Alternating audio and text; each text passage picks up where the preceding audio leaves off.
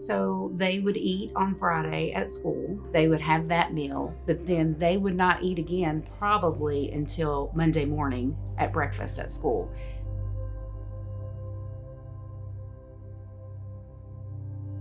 And there's numerous parents that I've cried with.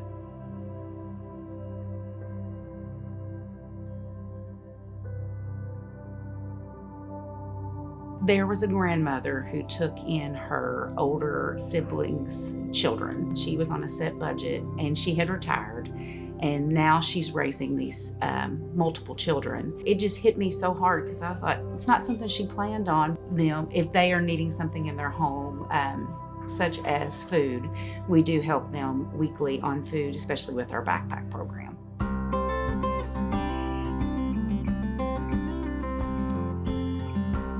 Independence Bank cares so much to give back in all of our communities. We have a ton of freedom to go out and make a difference in our community.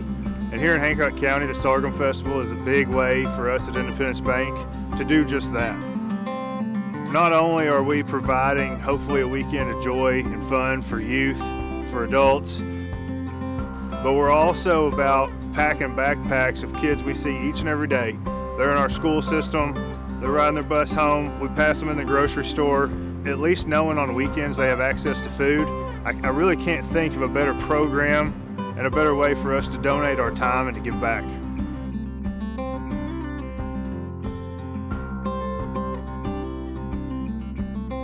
But these people date their heritage back 7, 8 generations, and they've never missed a single year of raising sorghum, cooking it. And if you've ever seen the process, it takes time, and it takes more than one person. It really takes a village just to produce that jar of sorghum.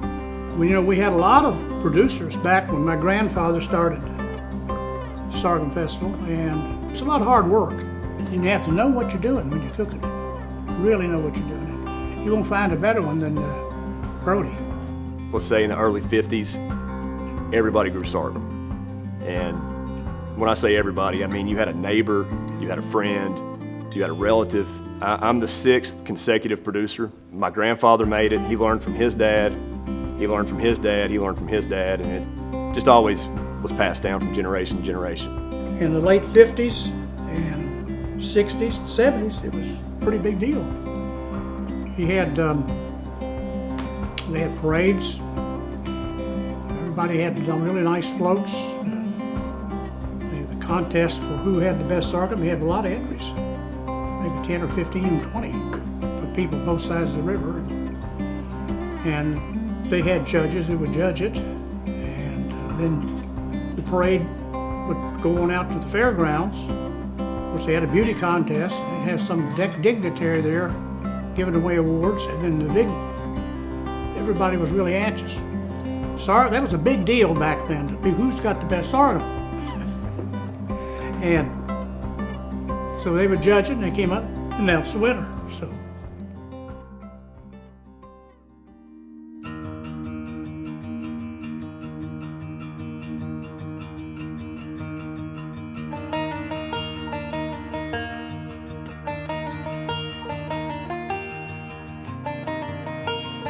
When we brought the Sorghum Festival back to the community, we asked each patron of the festival to do their part, bring a small non-perishable item to the festival, and it really grew. So now we're getting 2 and 3 truckloads worth of food from one day at the Sorghum Festival, and it's something we're really proud to be a part of.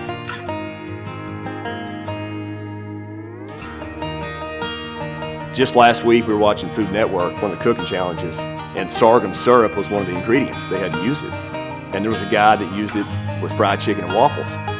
So a lot of your younger viewers are seeing that and they're like, what is sorghum syrup? So they Google it and they learn about it. Used to be old, my grandmother and some of her friends, they would show up with homemade biscuits. And that was a big deal. You're at the pan cooking hot, fresh sorghum, and then here comes grandma with a plate full of biscuits already buttered up and ready, and you open a valve and you put it on there. That's the biggest compliment you can get as a sorghum producer, is somebody that grew up eating it and being able to relate to what they remember. We had a lady one year, she was up there in a wheelchair, and gave her a spoon, and she sat there and ate it, and And she actually cried. She said, "This brings me back to my childhood," like she's in a time machine.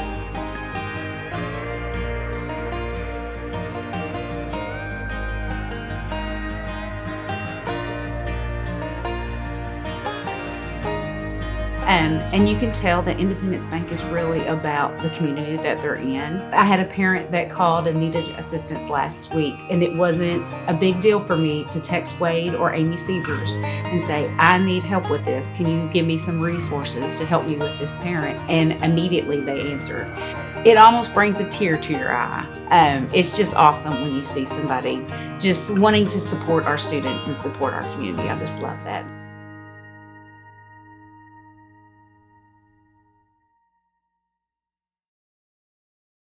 As far as the taste, I love it. I could eat spoons full of it. It's so good.